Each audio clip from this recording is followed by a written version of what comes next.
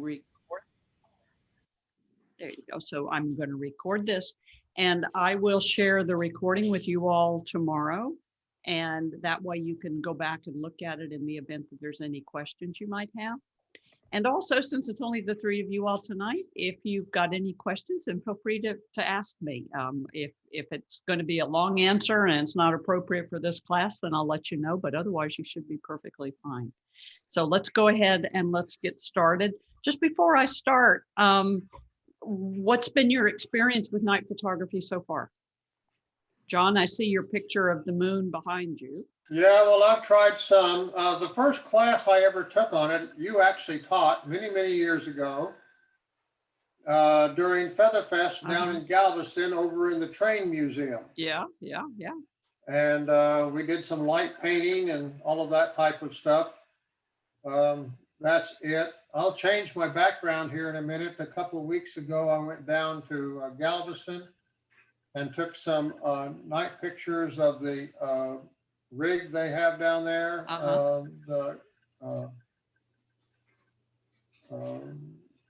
Right down by Pier 21. Yeah, that offshore. I also took some night pictures of the ship, the sailing ship that they had in there. That's the replica of one of Columbus's ships. Okay. Well, I keep trying. James, what have you done?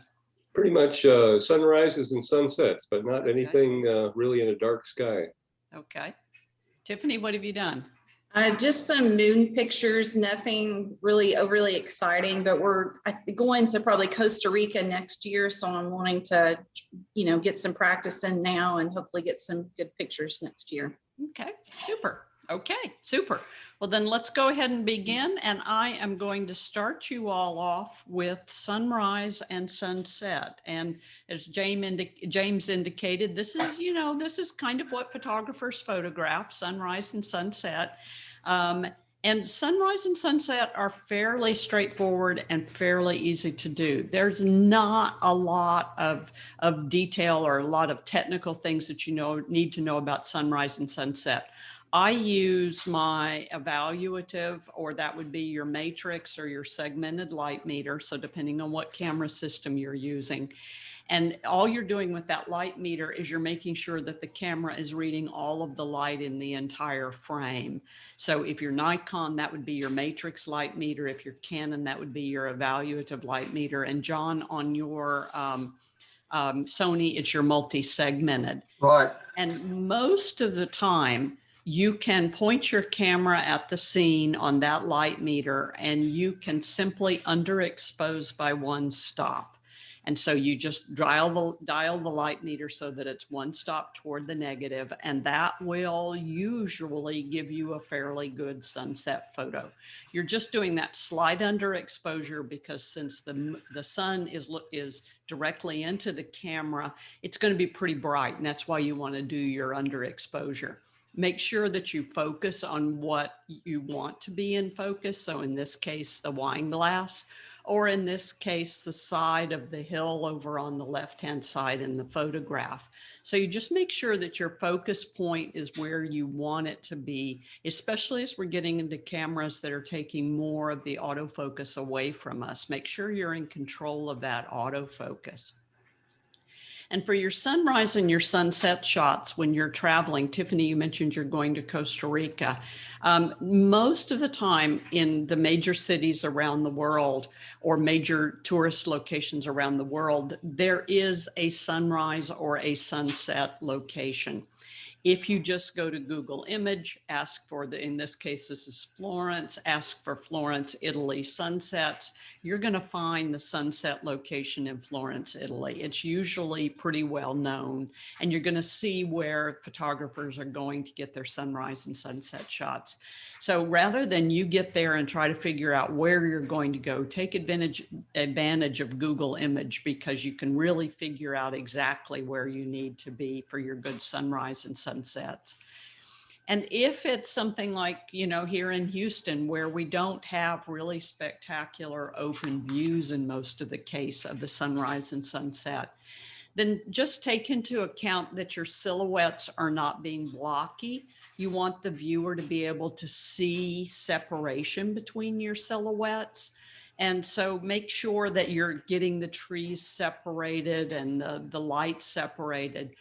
But in the event that you do get to a location, this is in Tanzania, where we do have some spectacular sunsets with a lot of dust in the air, or, a lot of atmospherics, make sure that everything's separated. You want the viewer to know exactly what you're trying to silhouette.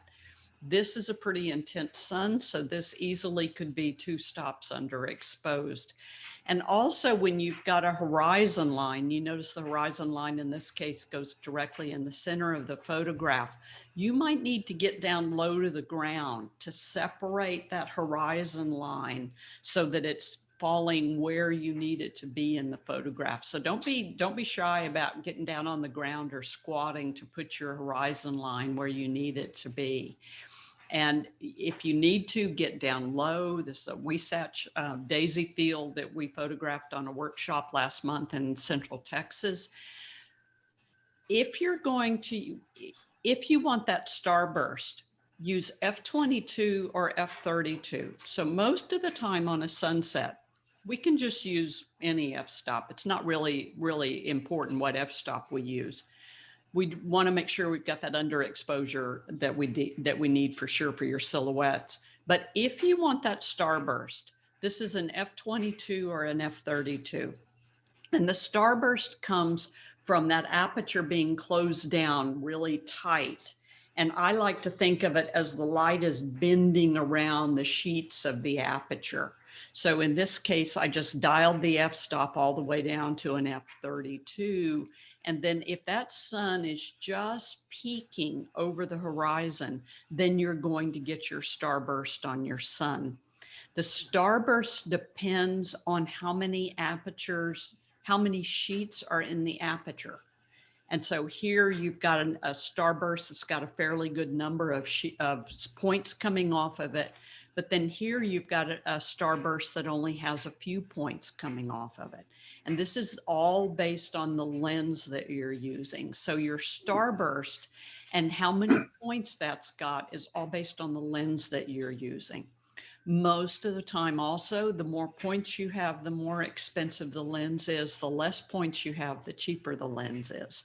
And so if you're wondering whether you need to buy an expensive lens, you know, that if you're going to do a lot of starburst on the sun, then that's a really good reason to buy a nice expensive lens.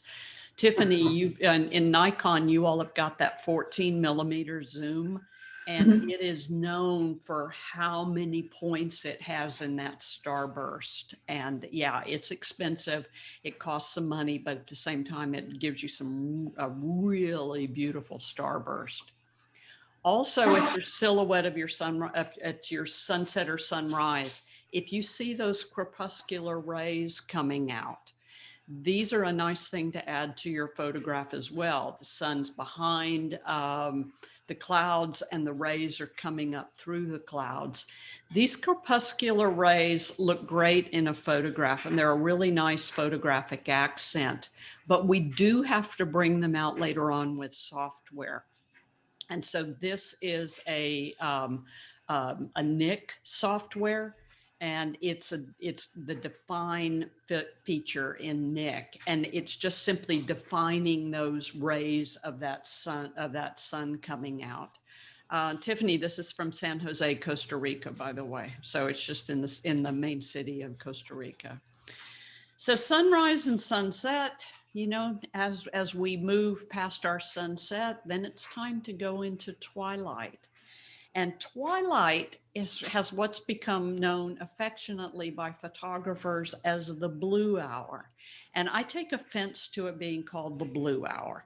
I know it's blue, but there are really 3 different kinds of twilight. There's civil twilight, nautical twilight, and astronomical twilight. For us here in the Houston area, our blue hour only lasts 35 minutes. So our civil twilight is 35 minutes after the sun goes down. Our nautical twilight is the following 35 minutes after the sun goes down. And our astronomical twilight is the following 35 minutes after the sun goes down. So here in our latitude, Our first twilight is the civil twilight. That's everywhere around the world, but that only lasts 35 minutes here in Houston. And then the next 35 minutes is civilian twilight. And this is when we want to be photographing.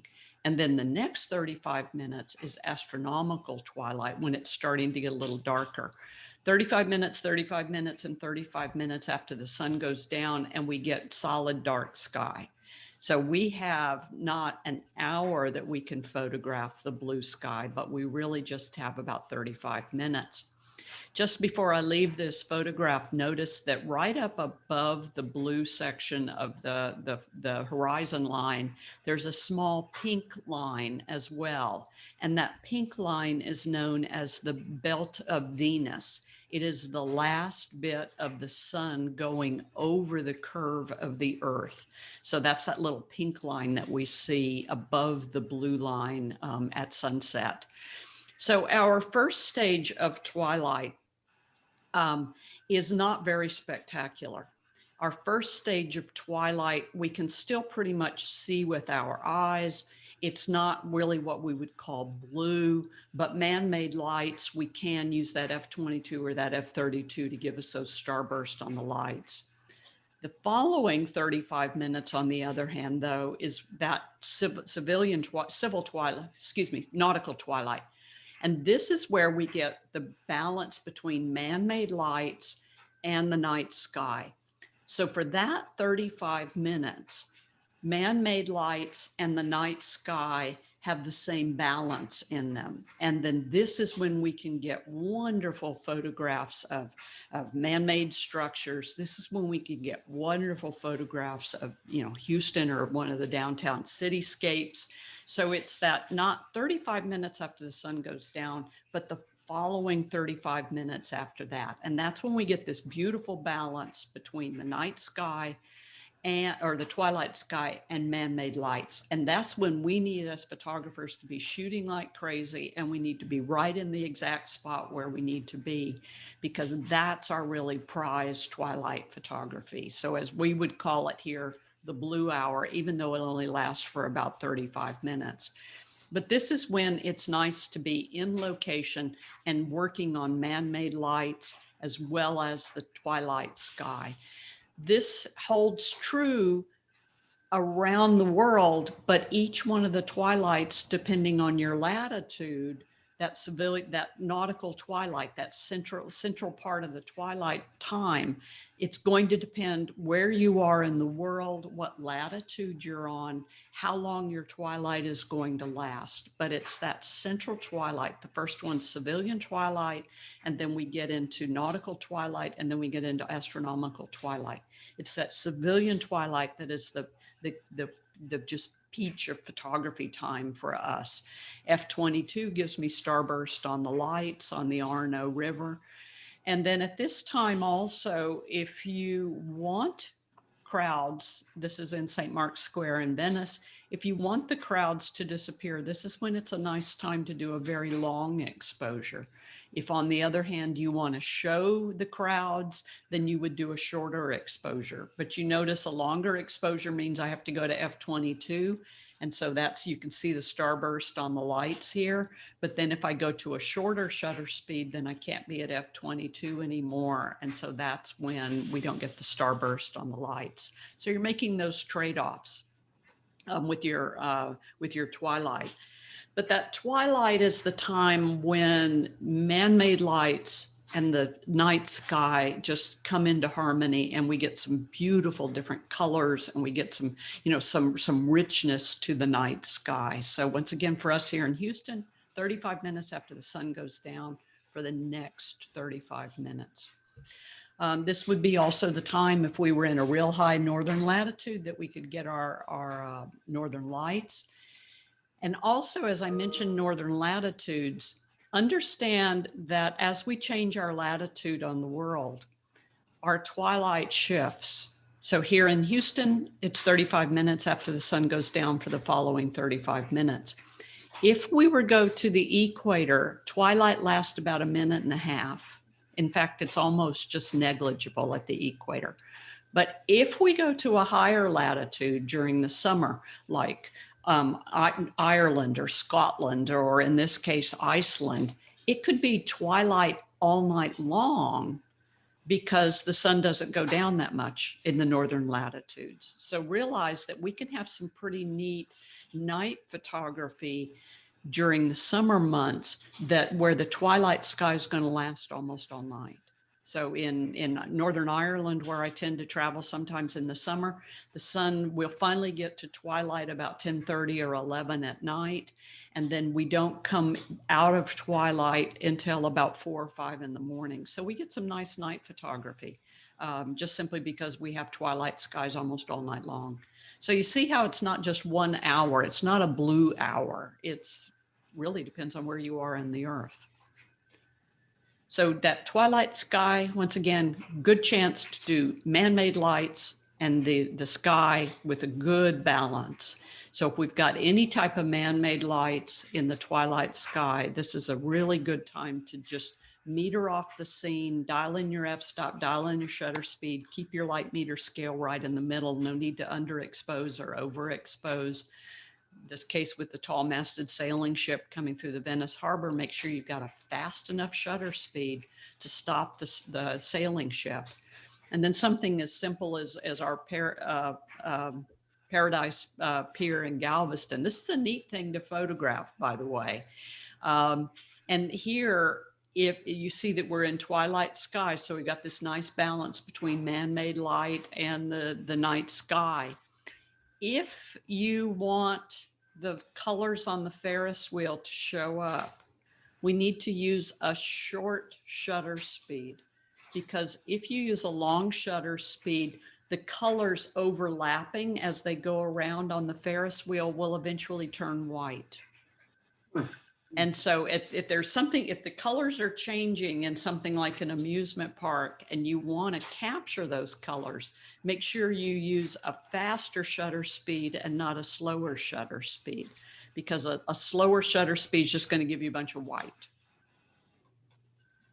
And you see as we get a little longer exposure going here, you see how the colors that you and I would see going up and down that Ferris wheel at Pleasure Pier, they've turned almost white. So we're not getting any colors anymore on that Ferris wheel. We're still getting the colors throughout the rest of the amusement park, but not on the Ferris wheel. And as it gets darker, you notice that we lose that beautiful balance between man-made lights and the twilight sky. If you want to blur that water even more, then use a long shutter speed. If you don't want to blur the water, if you want to see the water and you want to see the motion of the water, then it's a faster shutter speed. So you've got to, even though we're doing night photography, you've still got to keep in mind f-stop and shutter speed and what we're trying to accomplish with f-stop and shutter speed. And once again, just showing you that if we want to try to capture those colors in that Ferris wheel, we've got to make sure that we use a fast shutter speed so that the colors aren't overlapping with each other.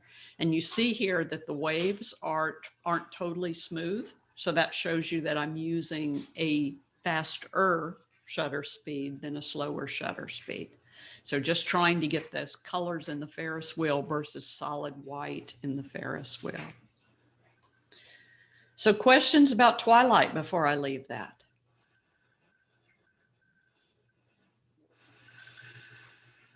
No, y'all good? Okay. Okay, good. Okay, so lightning. Now, needless to say, we're on a tripod just as we've been through the twilight sky. But now lightning becomes a whole new challenge to try to photograph. We need a long shutter speed for lightning. So when I photograph lightning, I like to keep my ISO at 100 or 200. Tiffany, you're a Nikon, so you'd keep your ISO at 200. John and James, you all would put your ISO at 100 for your G10 and for your Sony. That gives you your lowest ISO. Now I know, Tiffany, you've got a lower ISO than that, but this is like your basic, this is your kind of standard basic low ISO. So if we put that ISO nice and low, this takes the noise out of our photograph. And then set our shutter speed for 30 seconds. I shoot in aperture priority almost all the time, especially for lightning. And so what I do is I just rotate my f-stop until I get 30 seconds. Now, 30 seconds, that's 30 with the 2 quotation marks. And with that 30-second exposure, all I'm doing for lightning is just clicking over and over and over again. If you've got a cable release, shutter release, then you can just lock it up and let it take 30 seconds over 30 seconds over 30 seconds. Since I'm in aperture priority, I'm balancing my light meter with I'm watching the shutter speed, but the f-stop is helping me to balance the light meter. Trying to photograph lightning during the day is really, really hard. And there are lightning triggers for this, and there's gadgets that you can buy to help you out. But I find lightning during the day is really, really hard to photograph. It moves fast. And so it makes it very difficult to try to photograph lightning during the day. You'd have to still do the same thing. And if we use a fast shutter speed, by the way, we just get a little bit of a fraction of light. We don't get the whole bolt of light. So that's why we've got to use a long shutter speed. So I love lightning storms that happen toward twilight or toward the latter part of the day. Out in the Western United States, these are all in Big Bend. Out in the Western United States, we have the summer monsoons, and the days heat up and cause all the condensation of the clouds and the energy in the sky. And then toward nightfall, as it starts cooling off, that's when we end up with some really good lightning storms. And so for me, the summer monsoons out in the Western United States are an ideal time to try to do lightning storms. Here, on where we are on the coast, the lightning's kind of unpredictable. And it's a little harder for me to photograph. I haven't been as successful here as I am out in the Western United States. But if we can get one of those summer monsoon storms and get in one of those lightning storms, this is a fabulous time to do lightning photography. So once again, cameras on the tripod, 30-second shutter speed. So whatever it takes to get that long shutter speed. As we're losing our light, then we're going to have to keep watching that to keep that long shutter speed going. If we use a shorter shutter speed, then we don't get the full bolt of lightning coming out. And when we get a good lightning storm, then we just need to be photographing like crazy. I was raised out in this area in West Texas, and so I'm not really afraid of the lightning storms. I kind of get really excited about them. But if we get a real good lightning storm, stay safe, make sure you're close to your car. So just in case you need to get into your car, but at the same time, take advantage of it because they are pretty spectacular once you do get into a good lightning storm. Is that photograph that you have up right now 2 separate discharges? It's a lot of discharges. Okay. It was one of the best lightning storms I've ever been in. We had 360 degrees lightning all around us. Wow. It was just absolutely spectacular. So that's a 30-second exposure and multiple discharges. Yes, in 30 seconds. Right. Yes, yes, Okay. yes, definitely, definitely.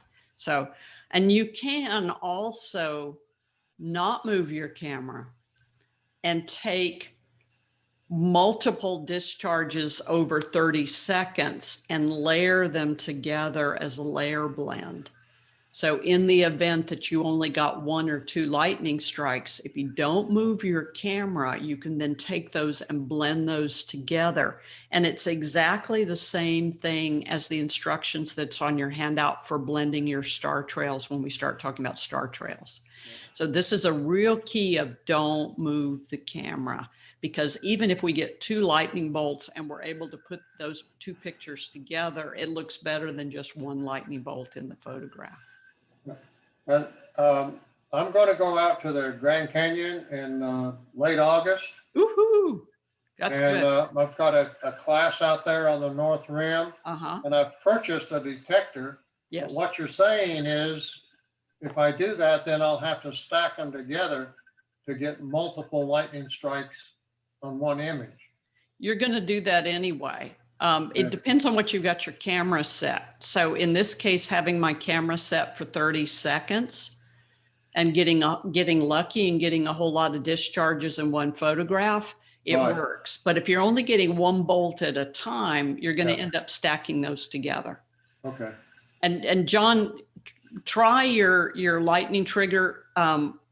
I tried them for years and I found that it was just better if I used a cable release and just let it take picture after picture after picture. Okay. Yeah, try it. See what you get Yeah. out of it. Yeah. Okay. And then, you know, just letting the camera just do 30-second exposure after 30-second exposure, especially as we start getting into the nighttime and we start getting a little bit darker. This just enables us to capture those beautiful lightning bolts going all the way down and through the sky. It really is, you know, man's always been fascinated by lightning because it's just got so much energy to it. But to set the aperture, the amount of light that you get when a bolt is striking versus normal is going to be very different. So how do you set your aperture? So all I do is I go into aperture priority and Right. I rotate my f-stop until I get 30 seconds, 30 with 2 quotation marks. Yep. And then I just sit there and let the camera take over. Okay. Yeah. Okay. And then, you know, if the sun's going down, you're going to have to watch that. You're going to have to stop it. Yeah. Make sure that you've still got a 30-second exposure. And what you don't want is you don't want to go into shutter priority and set it for 30 seconds because then you could be underexposing your shots and you won't even know it. You're sitting there talking to somebody with your camera going off and you haven't even noticed that you're underexposing. Okay. That's why I like aperture priority. You just got to watch that back of the camera a little bit more. So in the event that it is toward twilight or it is more during the day, then once again, this is just turning that camera on and just letting it go. And if it ends up that you take 50, 60 pictures, it's not like the film days. We throw the ones away that don't have a lightning bolt, and the ones that do have a lightning bolt, then we use those. And if we have a couple of lightning bolts that happen to line up pretty well, then we can do those as a layer blend and it gives us our photograph. But once again, I like using a wide angle lens for this so that we can get as much of the sky as possible. And of course, you might feel jinxed. You've got the camera facing in one direction and all the lightning's happening in the other direction. Just, you know, it's the way it is. But you know, that's why it's nice to be out in the West during the August season and September season, because we tend to get a lot more opportunities for the lightning storms. Yep. Lightning is pretty much just like fireworks, by the way. So firework photography is exactly the same thing. We can get it at twilight. It looks a whole lot better than in a solid black sky. A 30-second exposure allows us to get the drape of the fireworks coming. And so if I'm photographing fireworks, I'm doing exactly the same thing. Camera's on the tripod, aperture priority, my ISO is as low as possible. And then I'm letting it go to 30 seconds. So I'm adjusting my f-stop until I get to 30 seconds. And then I'm just clicking away with my cable release, or lock the cable release down if that's what you want to do. But if you lock the cable release down, be aware that as that light changes, we might have to change your f-stop to keep you at 30 seconds. So you're just chasing that 30-second exposure. So the longer we can leave that shutter open, the more drape we're going to get in those fireworks. The same thing with the more bolts of the lightning that we're going to get. So the longer we can leave that shutter open, the more drape we're going to get on those fireworks. And with fireworks, we've got a display coming up on the 4th of July, and we might even have one in your community on the Memorial Day weekend. Find your location, figure out where you're going to be, stake it out, read the directions in the community newspaper ahead of time, wherever the firework display is going to be. And then set your camera up on the tripod, use your cable release once again, and get yourself into position. You see here, I'm using an F22 or a 32 to give me the starburst on the lights. So figure out where you're going to be for your fireworks display, and then don't leave. For fireworks, get all your pictures at the beginning. So here in the Houston area, you all know what humidity we have. And especially as we get into July 4th, we're really going to be humid. And so toward the end of that 20-minute firework display, the sky's filled with smoke. So get your pictures early And if you need to, leave before everything's over with, or just enjoy the finale. Don't even try to photograph the finale because it's too bright. It's just way too much. I wish that they would just extend the fireworks display and let us do some more photography rather than send them all up at the end, but they don't listen to me. So, it's just the way it is. So white balance for night photography, I leave it on auto. I do not change my white balance. So I just leave it on auto white balance. And if I need to make a change later on, then I'll make a change later on. So in this photo, for instance, this is, and I've processed this photo and I've taken the white balance and moved it just a little bit more toward the blue side. So in your Adobe product, whether you're using Lightroom, Adobe Camera Raw, or Elements, you just take your temperature slider and move it a little bit more toward the blue side. So I don't add I don't do anything else than that. But coming straight out of the camera, this is what the picture looked like. And so when I go in and do processing on it and then add that little bit of blue to it, that gives me the night sky that I'm looking for. So I keep my white balance on auto.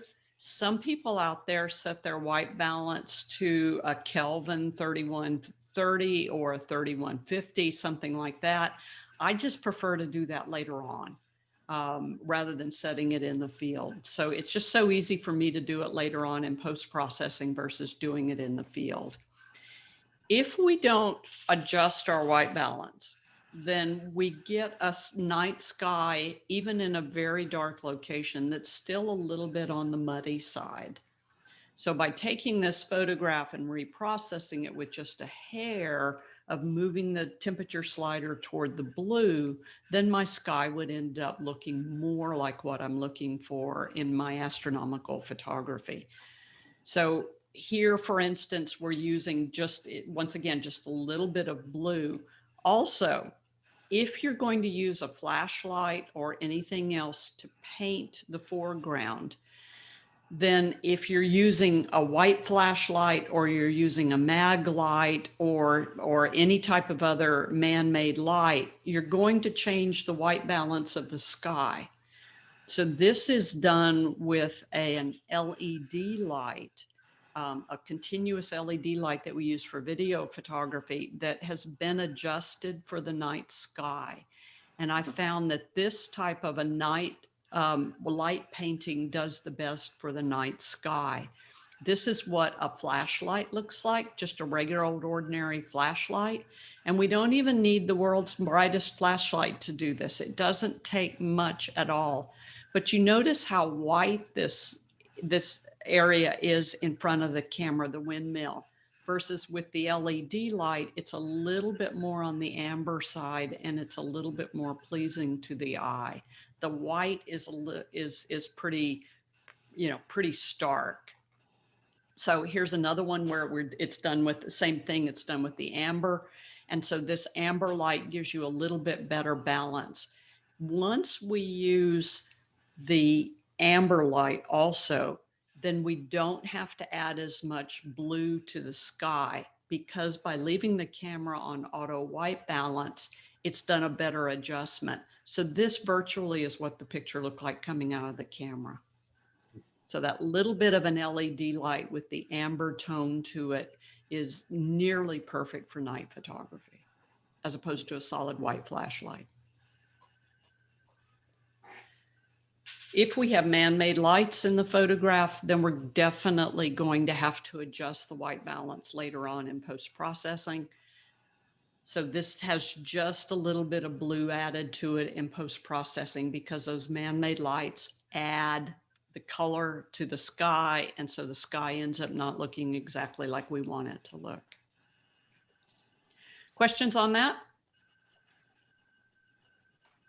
I'm a fan of not changing anything we don't have to change in the field, because usually then we forget to change it back and we end up getting pictures that aren't that great the next morning. So if we don't have to change it in the field, I'm a big advocate of not changing it in the field. Okay, so pinpoint stars. Now, this is a big one. And this is one where you might have to end up doing a little bit of math, but once you do your math for each one of your lenses, then it's done. So once you learn how to do this and you get your pinpoint stars right, then you just know it. It's routine from there on. Okay, so first of all, we have to focus on infinity. So if you're not using a mirrorless camera, you want to, if you're using Canon, you want to line up the white L, the line in the white L with the solid white line. If you're using Nikon, Tiffany, you line up the gold line with the middle of the infinity symbol. If you're using mirrorless, John, James, if y'all are using those, then you turn your camera to manual focus, and then you line up the line with the center of the infinity symbol. So Canon has you line up the white line with the long part of the white L before the infinity symbol, and everybody else has you go to the center of the infinity symbol. The new Canon mirrorless, we go to the center of the infinity symbol. That sets you on infinity focus, and don't touch it. So you turn off your autofocus, and then you just set your lens to infinity. So that means that you're now focused on infinity. Everybody have that one? Okay. And then you have to do the mathematical calculation for pinpoint stars for your lens.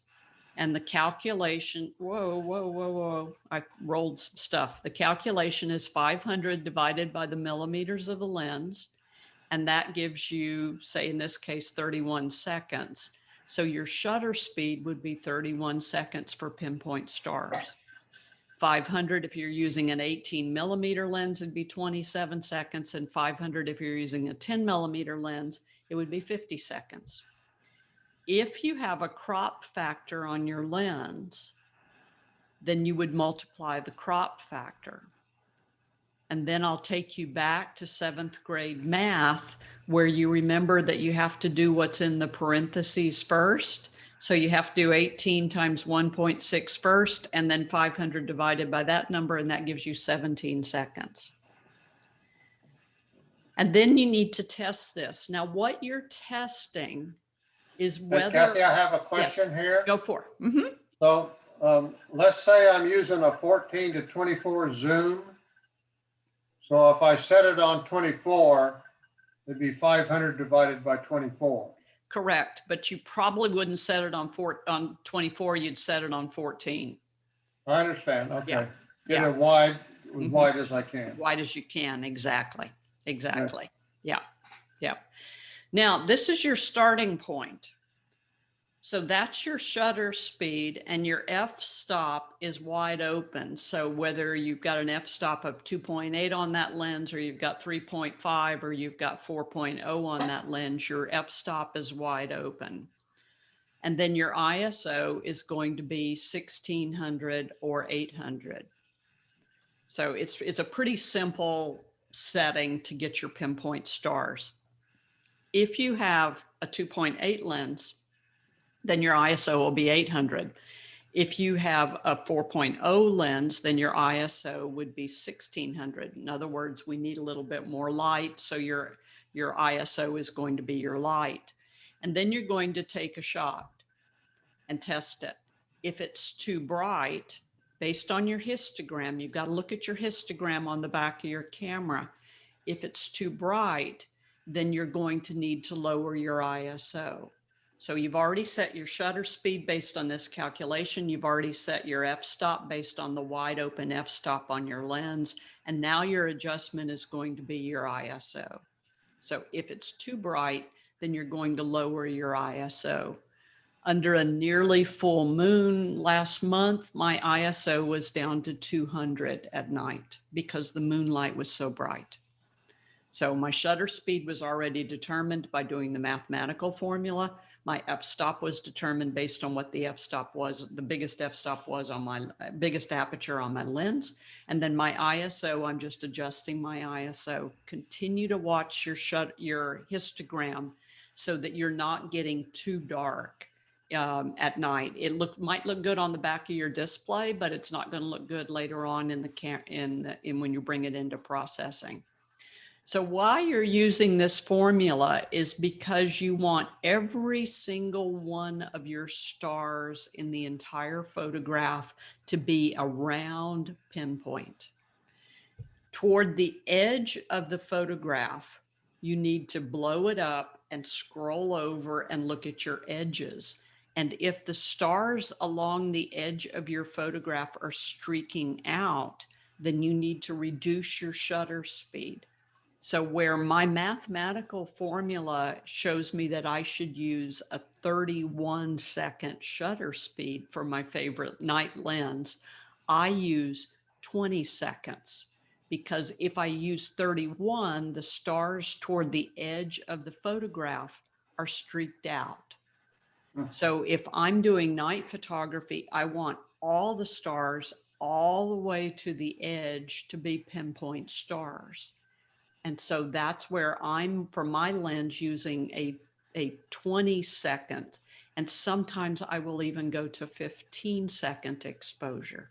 So this is all based on your lens.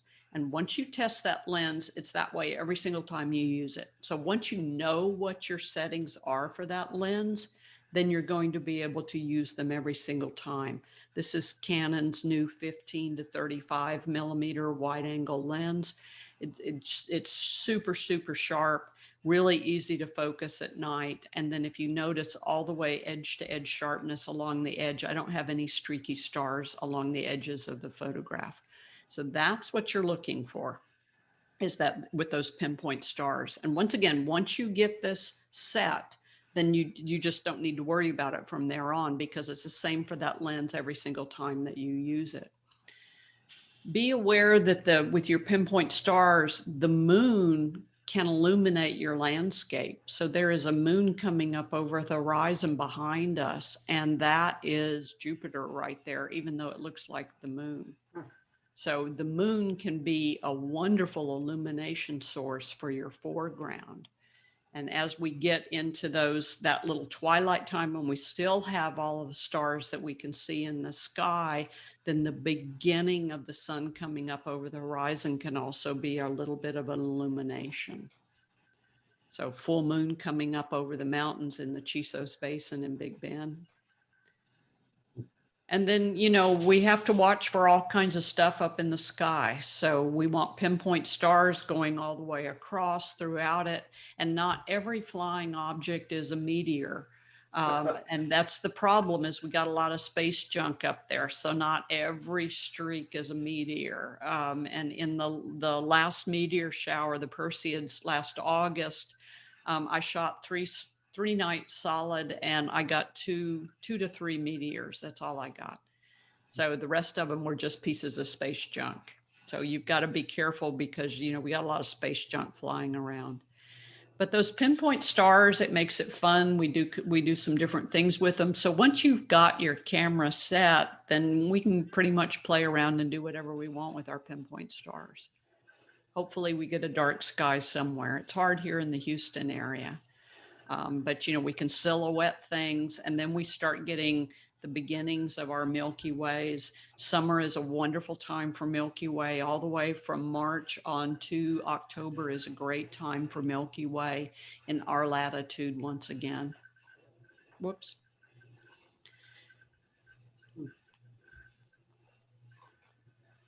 And even during the winter time, we don't see the galactic center of the Milky Way, but we can still see the Milky Way, because we're looking at our galaxy sideways from where we are in the galaxy. So this is a wintertime January Milky Way. It's not as pretty with no galactic cloud in the middle of it, but it's still a Milky Way.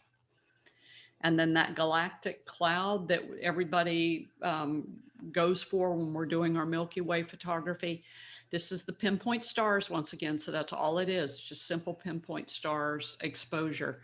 And then when you can use either sky charts, or you can use something like Photographer's Ephemeris or photo pills to figure out when the galactic cloud is going to come above the horizon and above the wherever you might be. This is Big Ben in July, and in Big Ben in July, the galactic cloud comes above the Chisos Mountains at about 10:30 at night in the southeast sky. Does it every single July, like clockwork. That's what's nice about the night sky, is that we can just rely on it. So if you figure these things out, then it makes it a whole lot easier for you to decide what your composition is going to be. It is possible to do a panorama. So this is a stitch of 7 different photographs to do a panorama of the Milky Way going across the night sky in Big Bend Basin. Little hard to do because really the Milky Way is going overhead. So it looks like it's over on the horizon, but really it's going overhead during July. It goes horizon to horizon for us in this latitude in March. So March going into April is when we can get it going across, but it needs a panorama, it needs a stitch because it's so vast. So even with my widest lens in March, I can't get the entire Milky Way going across the horizon. It needs 4 or 5 pictures blended together, because it is big. So you can play around, put somebody in front of your Milky Way. You know, your Milky Way becomes a whole lot of fun to play around with.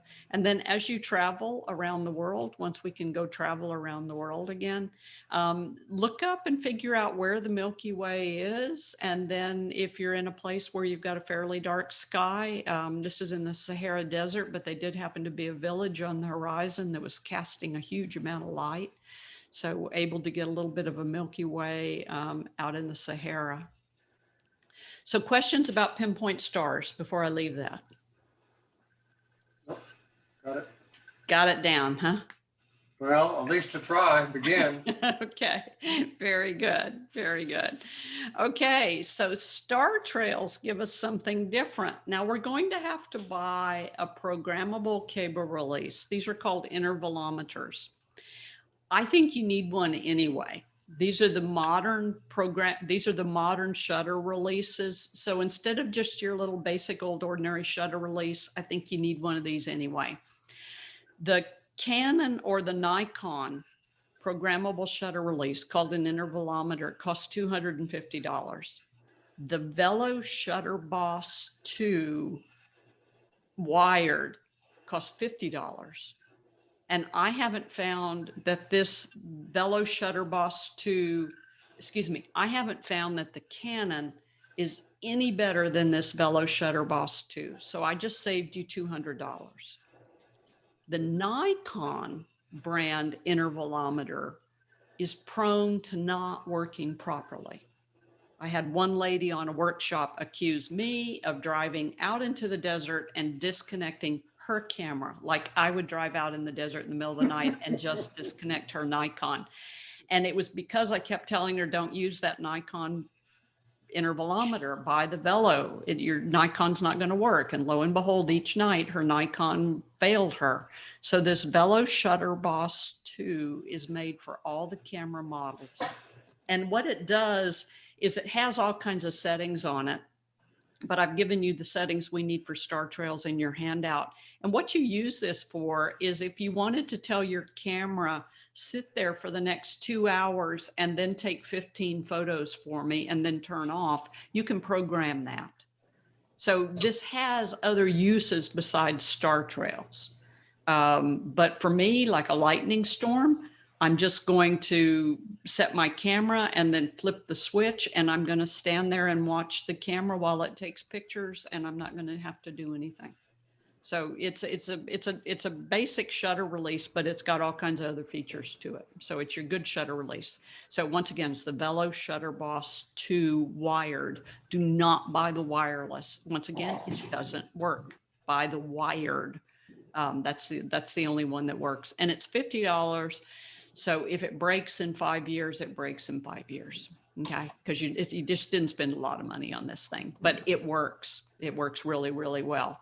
And what a star trail is as the Earth rotates around the North Star, we're taking one picture after the other, one picture after the other, one picture after the other, and then we're blending them all later on in Lightroom or Photoshop. We have to take them all into Photoshop out of Lightroom or else out of Adobe Camera Raw. And then we get to see what happens when the Earth rotates around the North Star. So use your compass on your cell phone, find where north is, and then point your camera at the North Star. It's easy to find in the night sky. If you can see the Big Dipper, then the North Star is right off the Big Dipper. So whenever I can see the Big Dipper, all the stars in the Big Dipper, that's when I know it's dark enough to start doing night photography. So I just kind of sit there and wait for all the stars to show up in the Big Dipper, and then I know it's dark enough.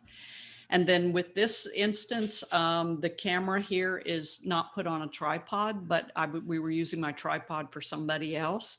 So this is a smashed Coke can. You know, I just put my heel in the Coke can and made a little round indentation in it, and I rested the lens in the Coke can and let it go from there.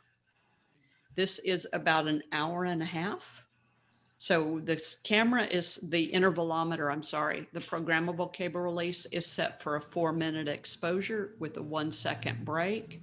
And then it takes another 4-minute exposure with a 1-second break and another 4-minute exposure with a 1-second break. The camera is put on bulb so that the programmable cable release is in charge. My ISO is just like for pinpoint stars, either 800 or 1600. I'm focused on infinity. And then my aperture is wide open, 2.8, 3.5, or 4. And then you go sit back in the desert, lawn chair, drink beer or wine, have conversation, and wait for the camera to do its job. So once again, this is about an hour and a half. This one is about 3 hours. So, and then the very last exposure, I have illuminated the cactus with my amber LED light. So the video light that's continuous, I just sweep it across the scene on amber and turn it off. Not a lot of light is needed. And once again, this is a longer exposure, so we get more of the stars that look like the streaks of the stars.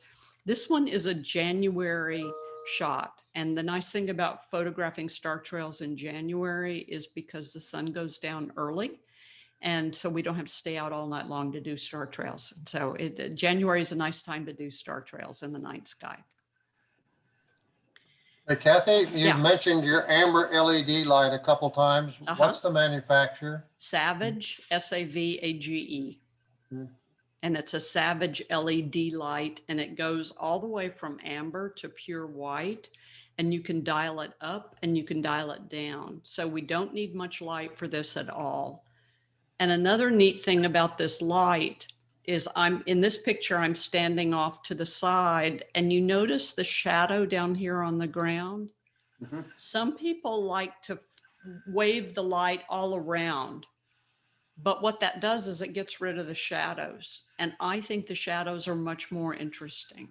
So I like to just hold the light off to the side, 1 second, 2 seconds, 3 seconds, and then turn it off. That's all we need. Is it a exposure. panel light? It's a panel light. Mhm. Right. Okay. Yeah. Yeah. And it's only on the last exposure. But this, once again, is several hours. We're going to take all those pictures. We're going to move them into Lightroom or Photoshop. And then we're going to open them all as a Photoshop layer. I've given you instructions on your handout. And then we're going to layer them all and do a light and blend layer. It's the easiest type of layer you've ever learned. And boom, you've got your star trail. So there is nothing special about this at all. It's just as simple and easy to do. As long as you get it right in the field, you got to get it right in the field. Otherwise, you're trying to fix things later on. So once again, out in Big Bend, if you happen to have the Milky Way in your photograph, you're going to get this real intense layer right there of stars, because that's the Milky Way and all of the stars that are in the Milky Way. So we get if that Milky Way happens to be in your photograph, then we're going to end up with a real intense layer of stars. And then here's Casbah in Morocco. And all I did was just take my light, sweep it across the foreground, light up the foreground in one of the shots. And this is about an hour and 20 minutes. So not very long. You can do these pretty much wherever you happen to be, as long as you've got a dark night sky. Somebody turned on their porch light right over here. So it got a little bit of light coming in this photograph.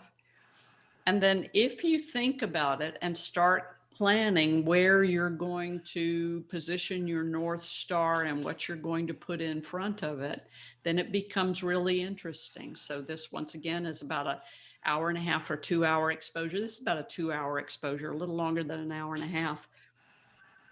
Tucson in the distance. So that's the light pollution from Tucson, even though Tucson is a dark sky city, but fairly deep in the desert, but Tucson is still showing up out there. And then just figuring out using that saguaro cactus as my silhouette.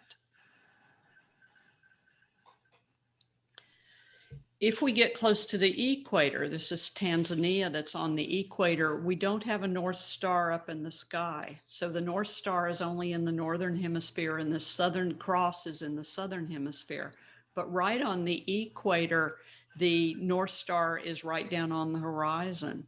So if we're in some place like Costa Rica or Tanzania, Ecuador, where we're on the equator, then our North Star, we don't get a circle, we get an arc, because the North Star is just down on the equator. Another one from Tanzania. And this Tanzania is so dark out in the Serengeti that this is the porch light from my cabin. And this is only turn the light on and turn the light off. So if we've got a really intense dark area, we don't need much light at all to illuminate the foreground. So this is, once again, is just a porch light on my cabin. And then here it's just a flashlight on my tent out in the Sahara Desert, but close to the horizon once again. So we just get that arc as opposed to a spiral. And you can do star trails here. This is up in Willis, and that's the light pollution from Huntsville. So on a dark winter night in our Houston area, I don't think you can do it in Meyerland, but you know, Probably. but Conroe may be Tiffany and John may be in the Kingwood area. I've never yet been able to get a star trail in the Woodlands because I'm just too close to the Woodlands Mall and to the freeway. But this is just up in the Willis area. So it is possible around here. We can. Might have to just take a trip to Willis. Yeah, it gives you an excuse to go to Willis. Yeah. And then this is near the Fredericksburg area. The little green dots are fireflies. So if you get those little green dots, they're not spacemen, they're fireflies, but just as special. This is in the Southern Hemisphere down in the Pantanal of Brazil. And in the Pantanal of Brazil, we would have the Southern Cross. So you would get the same spiral effect off of the tip of the Southern Cross. And then this is a flashlight illuminating a nest of Jabiru storks. And then someone drove a pickup truck through the scene. So that was that little bit of light down in there. It didn't bother me too much. I think it's kind of nice.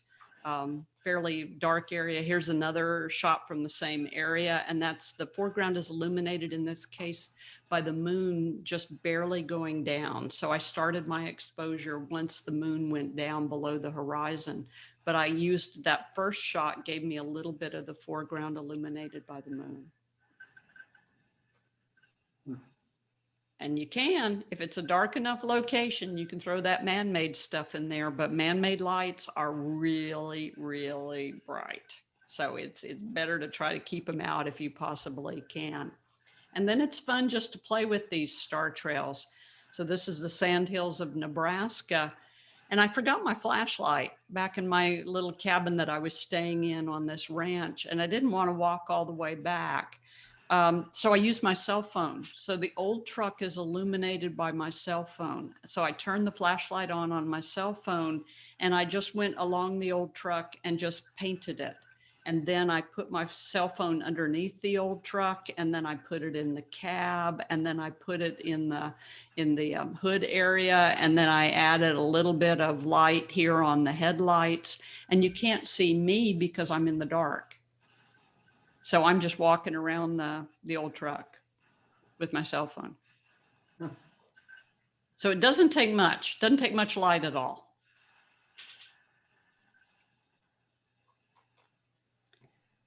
And dark area of Romania with high northern star up there. So any place that you go where you've got a night sky, where you've got a dark sky, this is where you can do your star trails. Question on star trails.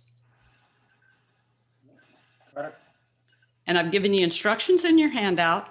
And then also on my blog, I've got tons of instructions where I've done these several times. So you've got instructions on your handout how to do this. So once again, it's a 4-minute exposure with a 1-second break. Your ISO is either 1600 or 800. Your f-stop is at 2.8 or 3.5 or 4.5. And then you just don't touch the camera, and you turn the intervalometer on, 4-minute exposure, 1-second break, 4-minute exposure, 1-second break, 4-minute exposure, 1-second break, 4-minute exposure, 1-second break. And in this case, I just went inside, I cover the camera with a towel when I leave it outside at night. And so I just covered it with a towel and left it and went inside my room and went to sleep. Of course, worried about it. Okay, spot meter comes in very handy. And we've got this, big full moon coming up with the eclipse, but we've also got a full moon that comes up every single month. So anytime you want to photograph the full moon, then it's there every single month. Now, this is when I moved to spot meter. I've told you otherwise that we were using your matrix in your Nikon, your evaluative in your Canon, or you multi-segmented in your Sony. But for the full moon, we're going to go spot meter. So Canon calls it partial, Nikon calls it spot, Sony calls it spot.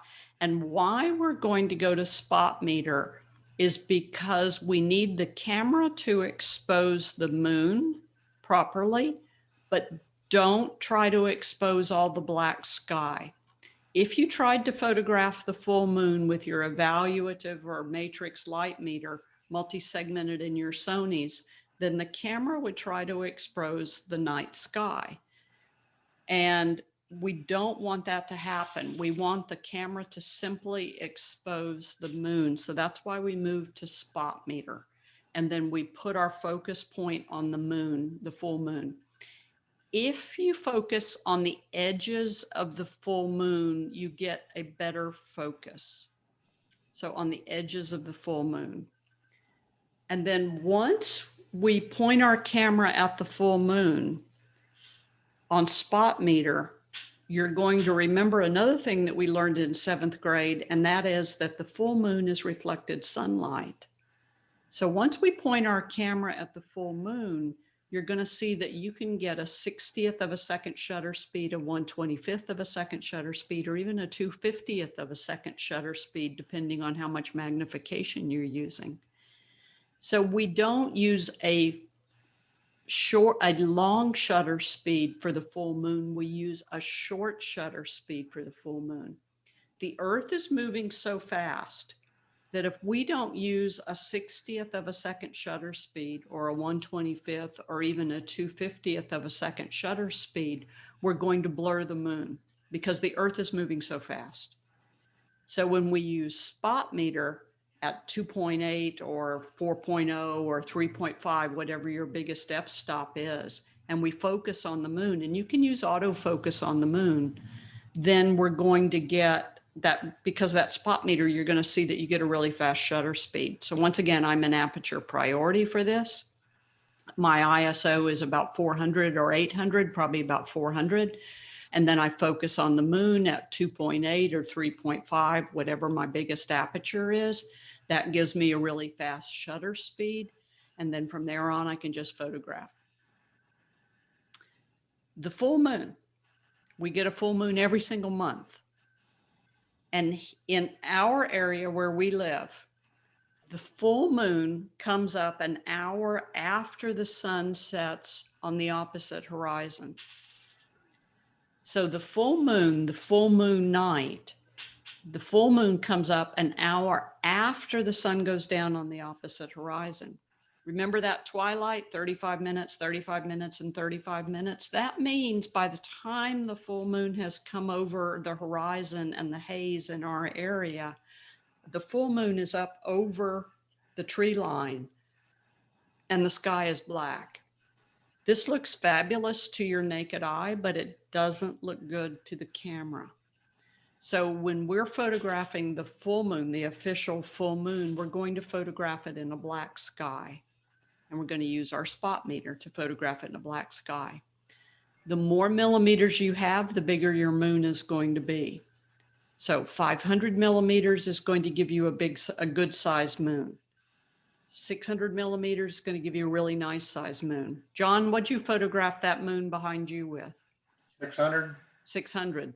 So we need a lot of magnification to get a big moon. If we don't have a lot of magnification, then the moon's not going to be very big. So we need 500, we need 600, we need 700, something like that. So I like using my 100 to 500 with a 1.4x extender. That gives me 700 millimeters.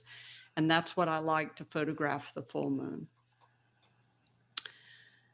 The night before full moon, the full moon comes up in a twilight sky in our latitude. Yep. The moon comes up an hour later every night.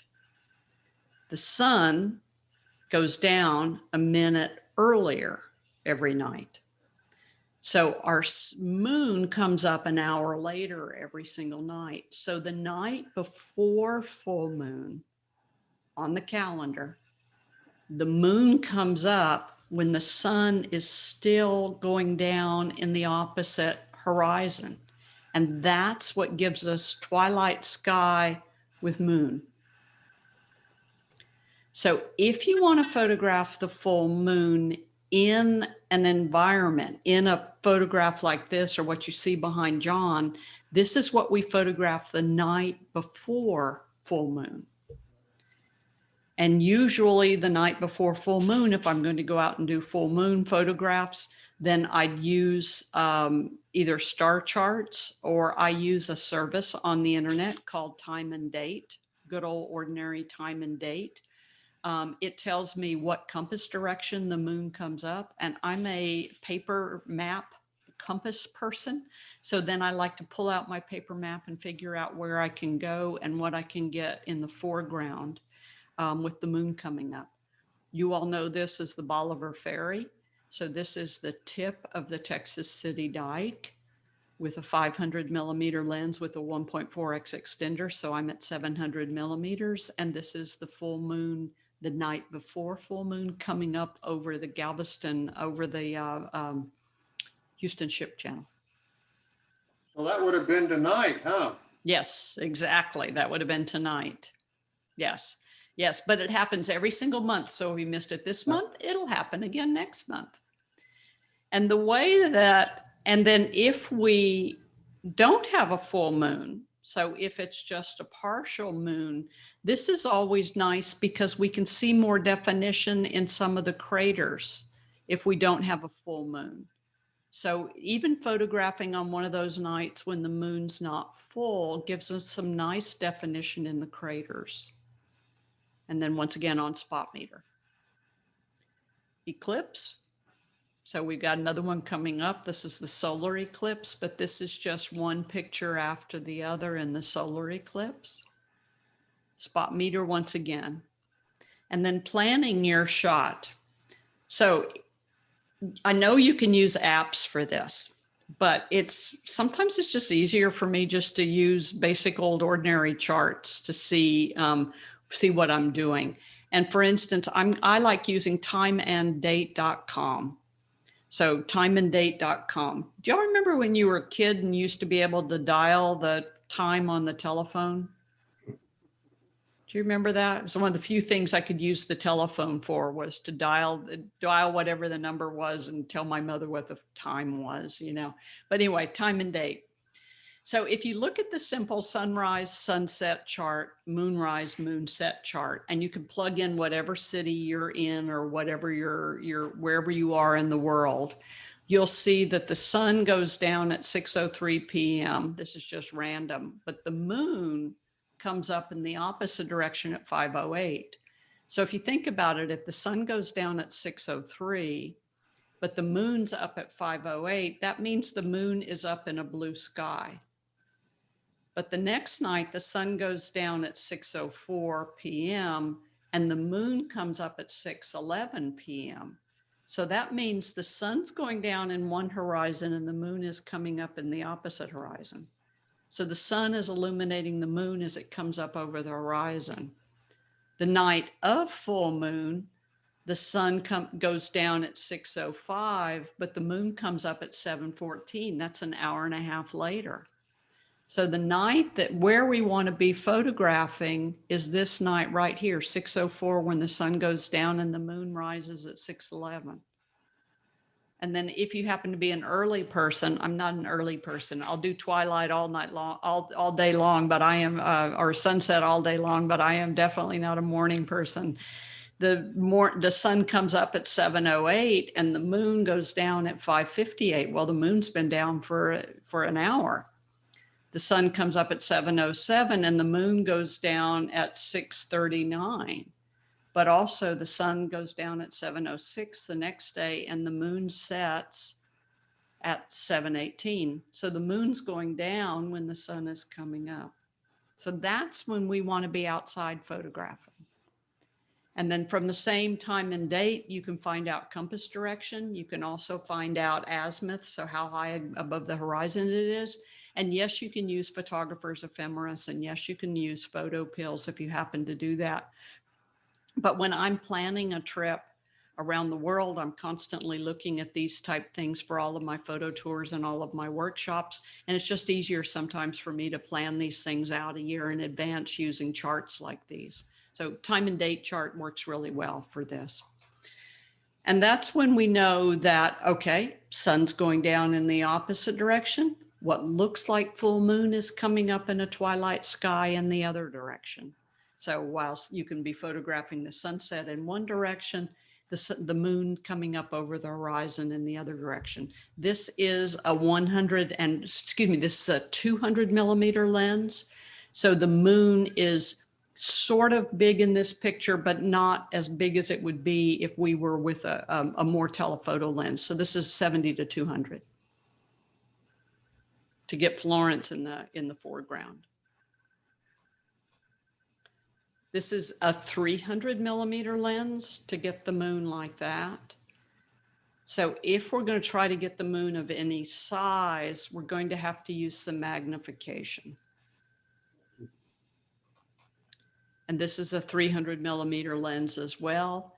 And then using that spot meter to make sure that we're properly exposing the moon. This becomes really tricky to do, but using that spot meter so that we don't overexpose the moon. Once again, in the twilight sky, it's easier to get that balance. If you're using mirrorless, the nice thing about this is that we can get our exposure right in the camera. And so we can see if we're overexposing our moon. But we've got to use a fast enough shutter speed so that the Earth moving so fast doesn't blur the moon. So remember that your shutter speed's still got to be 60, 125, or 250. Otherwise, we blur the moon. So lots of little things that you got to think about. And if the moon's up in the sky and we've got some clouds, then use a little bit longer shutter speed, because this was just a small crescent moon. But because, once again, the moon moving, it makes it look like it's a full moon. So sometimes if that moon's behind the clouds, go ahead and use a longer shutter speed, let it blur, because it'll turn out looking, you don't want it to look like an egg, but at the same time, it might look like a full moon. And then as the moon comes over the horizon on a dark sky night, when the full moon is coming up, it's going to look, if you're in a really dark location, like out in Big Bend National Park, it's going to look almost like the sun coming up. And in this case, the moon's coming up and illuminating the storm clouds in the sky while we've still got pinpoint stars. So, you know, thinking about all of those different parameters, what my shutter speed needs to be for my pinpoint stars, da, da, da, da, da, you've got to think about all that stuff and pull it together. And then once your moon gets high enough in the sky, then it's just overexposing everything. So trying to get city lights plus the moon, we just end up with an overexposure. This is the view that I used to have when I was a kid in El Paso from my granddad's backyard, looking over into Juarez, and brought back a whole lot of memories when I went back to photograph it. But once the moon gets up high enough in the sky, then we can't get any detail on the moon. This couple was standing there at the overlook enjoying the view, and he was holding his cell phone in his hand. And I asked him if he'd move it slightly, and that's what illuminated his face, with the cell phone in his hand. So play around with it. The moon can illuminate your foreground, but if you're not using the right shutter speed, then you streak your stars. And so, you know, just use all of your components, because I've got the nice moon illuminating the foreground, but my shutter speed is too long here, and I've got my streaky stars everywhere. So keep your head about you. Make sure you're doing all of your little components that you need. Otherwise, you'll blow your shot. So this is the moon coming up in the opposite direction with the Tetons in the distance. And notice the little streak in the foreground area up in the top left. Do you notice the little streaky stars up there? So this is where I wasn't paying attention, because where the math formula says I need a 30-second exposure, in reality, to keep the corners from being streaked, I need a 15 or a 20-second exposure. So learn what your lens needs so that you don't have to even think about it when you're out doing night photography. And then that moon, it's always up in the sky. Use it to your advantage. If you know that it's going to be up in the sky at a certain compass coordinate, and it's going to be up in the sky a certain distance off of the horizon, use it to your advantage. Play with it. Put it where you want it to be, and use it. You know, the nice thing about the moon is it's always up as long as we can see the sky. So, you know, use it to your advantage. Play with it. Do something with it.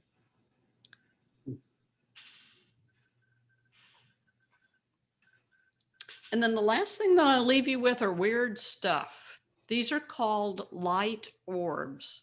And I've given this to you on your handout. This is just if you have nothing else to do with your night and you would like to play with it. I'm going to go back to this previous photo because I realized why I was showing it to you. Painting with light. I've showed you that with my Savage LED light, we can paint the foregrounds for the star trails and for the night sky. But you can also paint with any flashlight you might own or with any colored light you might own. And so this is just a simple blue flashlight. And all that I did was go into my little cabin and then I flicked the lights on and off. Be aware, man-made lights are really, really bright. And so instead of leaving the cabin lights on, this is just an on and off. That's all it is. And then from there on, it's just, if I left the cabin lights on through the entire exposure, then it would be way, way, way too bright. So keep in mind that those man-made lights are really, really bright. And these are called orbs. These are just weird, goofy, strange, just stupid. That's all that it is. But this is a tiny little flashlight on a long cord. You can use a dog leash. A dog leash works really well with that little clip on the end of it, and then hook the flashlight on it. And then you are going to stand up nice and tall, and you're going to hook your elbow in your waist. So you're going to stand up nice and tall, hook your elbow in your waist, And when you hook your elbow in your waist, you're going to swing this tiny flashlight on the end of the dog leash around. Then you're going to start walking around the outside of the flashlight. So this is the tricky part. You're swinging it in the hook of your elbow, and your elbow is out at 90 degrees angle. And now you need to realize what your pivot point is on the ground. So maybe a little leaf or a piece of wood or something like that. And you're going to swing that flashlight. And now you have to walk around the outside of the flashlight. If you do it right, you get an orb. If you do it wrong, you get a ball of yarn that's exploded. If you swing the flashlight and you're the pivot point, you end up with a mess. So you have to pivot right over where the flashlight is hanging off of your arm at a 90-degree angle from your waist.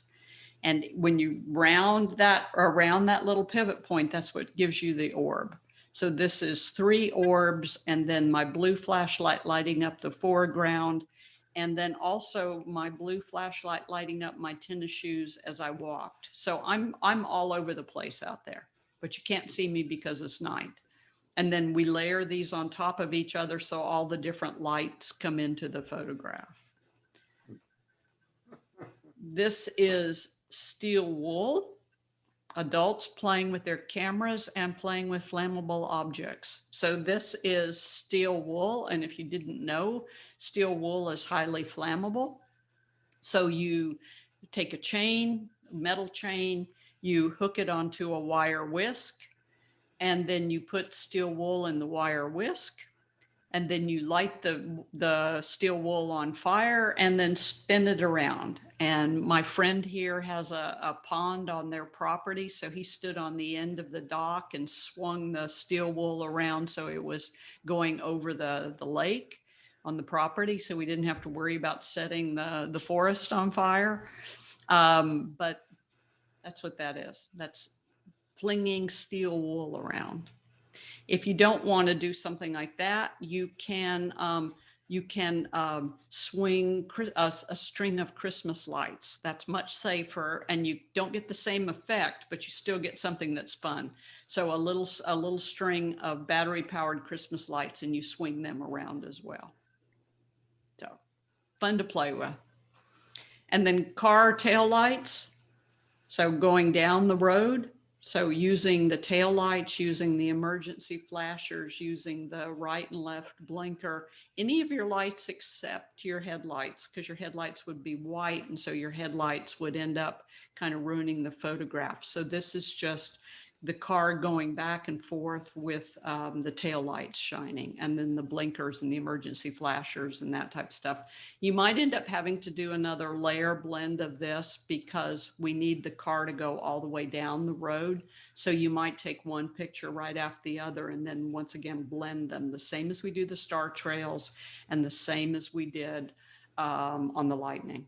So this is something, it's a useful tool to learn to do these layer blends because we use them a lot in night photography. Pierce Elevated downtown. So a long exposure is going to streak out all of the tail lights or headlights, and a shorter exposure is going to give you those break in those headlights in the foreground. So what are those 2 exposures, Kathy? With this one, it is, I think with this one, I am going like a second. So it's aperture priority, and then whatever my f-stop is to get me to about a second. Okay. And if we go longer, I think, yeah, here's the longer. If you go 30 seconds, then you end up with long streaks on the tail lights. So I tend to like on traffic photography, I like to do shorter exposures instead of long exposures, especially on the freeway, because on the freeway, the lights just all blend into each other. So this is aperture priority and whatever it takes to get me about a 1 or 2 second exposure. Okay. The previous one, John, on the tunnel, this is aperture priority, whatever it took to get me to a 30-second exposure. And then we blended 3 photos together. Yeah. Okay. But you're shooting them with aperture priority and just adjusting it to get to where you need to on the amount of exposure. Exactly, on the shutter speed. Yes, Yeah. yes, yes. And if I need to, then I would raise the ISO. So just kind of playing with it to get the exposure that I think Yeah. I'm going to need. Okay. Yeah. And we don't get much aurora here at No. all, you know, but I'll go back to Norway in 2023 and we'll do a workshop where we do the aurora borealis every night that we can.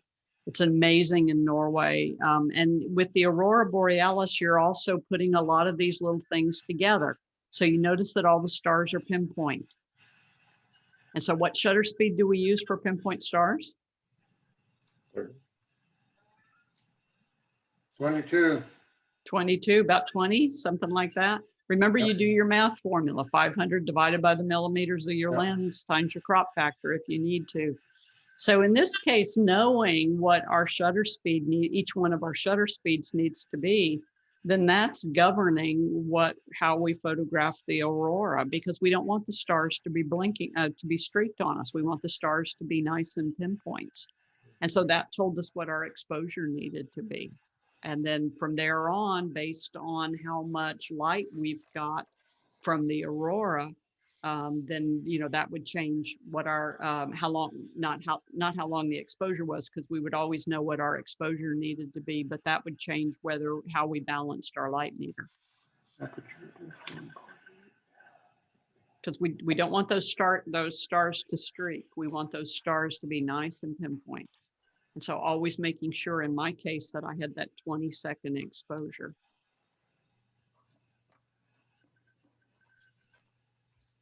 And the same thing, as the aurora is moving really fast, then we want a faster shutter speed to simply give us those patterns of the aurora instead of a long shutter speed. If you do a long shutter speed on the aurora, then you just get green. So to get those patterns, we would need a faster shutter speed to stop those beautiful patterns coming through the sky. So you got to put all these little things together in the nighttime, in the cold also, to try to get the photo that we're looking for. Questions before I leave you? No, I just need to find time to go play with these and then see what questions I have. It is. It's just time to go play with it. Yeah. It just takes time to do the exercise. That's why I'm going to the Grand Canyon this August, is to get some more experience with it. Good. Who you going with, John? Adam Solo. Okay. And the moon's supposed to be coming up over the canyon while we're there. Beautiful. So that's why I'm going on this particular exercise. Beautiful. Very good. Very good. Very good. Okay. Any other questions? Yeah, I'll have another question. I mean, I have a intervalometer, but it's a Velo, but it's not wired. So you suggest I dump that one and get me a wired one. Mm-hmm. Yep. Okay. The wireless never works. Well, I've only used it for kind of remote triggering and things like that in the backyard right now. I've never used it as an intervalometer very much. Yeah, it just doesn't work, or you end up dancing around trying to get the connection with it, and you're running over cactus, and no, it's just ridiculous. Just get the wire. At night you want it to work. You don't want it to work at night. Yes. Having it so it doesn't work. Exactly. Yeah. James, right. Tiffany, questions? What is your ISO on this particular picture? On this one, we had a lot of light. These were really, really bright auroras. And so the ISO here is only about 400. Oh gosh, okay. Yeah, we had a lot of light. Yeah. It was quite spectacular night. But you've got to put all that stuff together. No streaky stars. Focus on your horizon. So we've got to be on infinity. I forgot to add that sometimes a little bit of gaffer's tape on the barrel of your lens is a handy thing to have. Gaffer's tape is what photographers use. It doesn't leave any residue. You can just get a small roll and keep it in your camera bag. But if you do that autofocus on, or your focus on the little infinity symbol, and then tape your lens down, then you don't have to worry as you're moving your camera around that the lens might have come out of focus. Mhm. It's just one less thing in the dark that you got to worry about.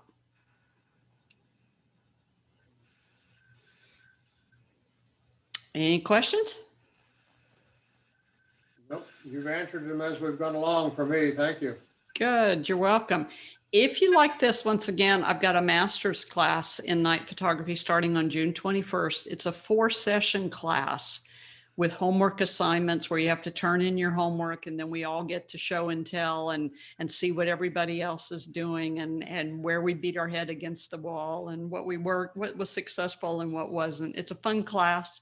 And a much, much deeper dive into night photography, but it begins on June 21st and it's a Okay. 4-session class. And then if you want to travel with me, fingers crossed that the world's going to open up. I'm hoping it does. I'm always an optimist. I've got a trip going to Northern Ireland in July and August of this year. We're giving it a couple more weeks. Europe opened, but we still don't know what Ireland's going to do. And then Northern Spain to the Basque region, a lot of night photography on that one, especially with the Atlantic Ocean. Amalfi Coast in Italy, and then Costa Rica for birds in the northern portion of the country in November. And then Costa Rica in February. I've been going there now for nearly 16 years with the same guide. And then that February route is a new route, once again, for birds. We do a little bit of night photography on that, but mostly for birds. And then all my contact information, and, you know, continue to join me, take more classes. Let me teach you a little bit more, a little bit more, a little bit more. Mhm. Questions, comments? Now, I look forward to taking everything you've taught us tonight and be able to play with that, and then hopefully do the master class, and then at some point in life be able to travel with you. Definitely would love to do that at Amalfi Coast. I don't think I can make that happen this year, but put that on my wish list. It's pretty magical. Yeah, not only good food, but good photography. Mhm. Inspiring. Thank you. Thank you. And it's fun just to travel with a bunch of other photographers, because nobody is really, well, telling you to hurry up, except unfortunately, I do say hurry up a lot, because otherwise we'd stay at the same spot for the entire time. So yeah, we do have to keep moving, but they are fun. It's fun to just travel with other photographers. Yep. We learn from each other, steal Great. each other's shots all the time. Okay. Yep, Anything thanks, Kathy. I Great, appreciate thank it. Thank you. Take Thank you care. very much. Okay, I'm going to share the recording with you tomorrow, and then you can watch it again if you'd like. And as you're working on your night photography, if you've got any questions, email me. I'm here. Okay. Okay, Thank you. thank you. Okay. Good night, guys. Good Good night. night.